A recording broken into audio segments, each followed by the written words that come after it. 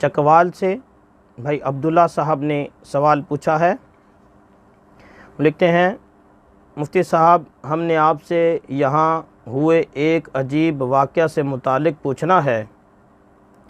واقعہ یہ ہے کہ ہمارے ایک دوست کے بھائی کی شادی تھی۔ شادی پر کئی رشتہ دار آئے ہوئے تھے۔ شادی سے ایک دن پہلے ایک کمرے میں کچھ مرد اور کچھ عورتیں بیٹھی تھیں کہ اسی اثناء میں زید نے اپنی چچا زاد بہن رقیہ سے بطور مذاق کہا کہ میں تجھے 10,000 حق مہر کے عوض اپنے نکاح میں لیتا ہوں، کیا آپ کو قبول ہے؟ اس ایجاب پر رقیہ نے کہا کہ مجھے قبول ہے۔ اس مذاق کے بعد شادی بھگتا کر سب اپنے اپنے گھروں کو چلے گئے۔ بعد میں یہ واقعہ ایک مولوی صاحب کے سامنے بیان کیا گیا تو مولوی صاحب نے کہا کہ یہ نکاح حقیقت میں ہو گیا۔ آپ سے پوچھنے کا مقصد یہ ہے کہ اس مذاق کا شرعاً کیا حکم ہے؟ عبداللہ: جی میرے محترم بھائی، اس کا جواب میں ایک حدیث سے شروع کرتا ہوں کہ اللہ کے رسول صلی اللہ علیہ وسلم نے ارشاد فرمایا، ثلاث جدہن جد و ہزلہن جد۔ 3 چیزیں ایسی ہیں کہ جن کی حقیقت بھی حقیقت ہے اور مذاق بھی حقیقت ہے، کہ جو حقیقت میں کہی جائیں یا کی جائیں تو حقیقت شمار ہوں گی، اگر مذاق میں کی جائیں تو بھی حقیقت شمار ہوں گی۔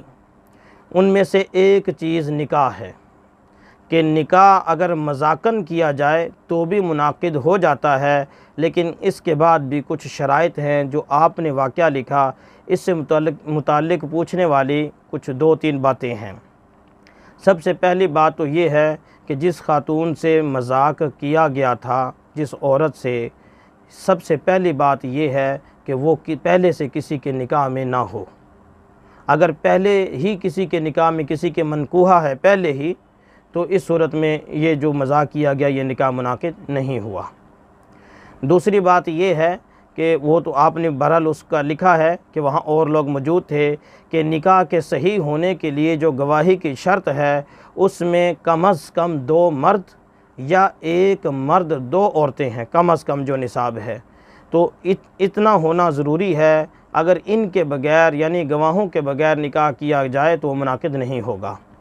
لہٰذا یہاں جو آپ نے سوال پوچھا ہے اس میں لوگ تو اور موجود ہیں، آپ نے کہا کہ ہمارے رشتہ دار لوگ بیٹھے تھے، تو اگر ان میں کم از کم 2 مرد قریب بیٹھے تھے جو یہ بات سن رہے تھے، یا 1 مرد 2 عورتیں بیٹھی تھی جو ان کا ایجاب اور قبول سن رہے تھے، تو ایسی صورت میں یہ نکاح منعقد ہو گیا۔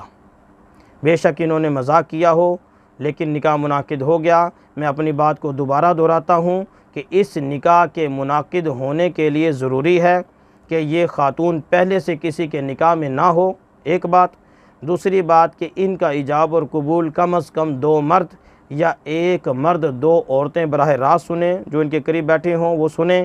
اگر یہ شرطیں پوری ہوتی ہیں، یہ باتیں پوری ہوتی ہیں، تو ایسی صورت میں یہ نکاح منعقد ہو چکا ہے۔ اب اس عورت کا آگے نکاح درست نہیں۔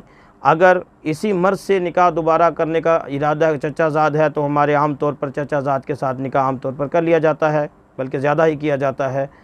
تو اگر تو اسی سے ہونا ہے تو کوئی عرض نہیں، جب نکاح ہوگا تو دوبارہ نکاح ہو جائے، تجدید نکاح ہو جائے، اس میں کوئی قباحت نہیں۔ البتہ اگر اس عورت کا نکاح کہیں اور ہونا ہے تو اس کے لیے ضروری ہے کہ پہلے اس مرد سے طلاق لی جائے، پھر یہ 2 حال سے خالی نہیں ہوگا، یا تو یہ دونوں کہیں تنہائی میں ملے ہوں گے یا نہیں ملے ہوں گے۔ اگر تو کہیں یہ تنہائی ایسی جگہ ہو کہ جہاں یہ جماع کرنا چاہتے تو کر سکتے تھے، ایسی تنہائی ان کو میسر صرف ان دونوں کو میسر آئی ہو، تو ایسی صورت میں طلاق کے بعد اس عورت پر طلاق عدت بھی آئے گی۔ اور اگر ایسی بات نہیں، اس شادی کے بعد جو آپ نے معاملہ لکھا، اس کے بعد یہ دونوں اپنے اپنے گھروں کو چلے گئے، الگ الگ ہو گئے، تو ایسی صورت میں طلاق کے بعد عدت نہیں ہے۔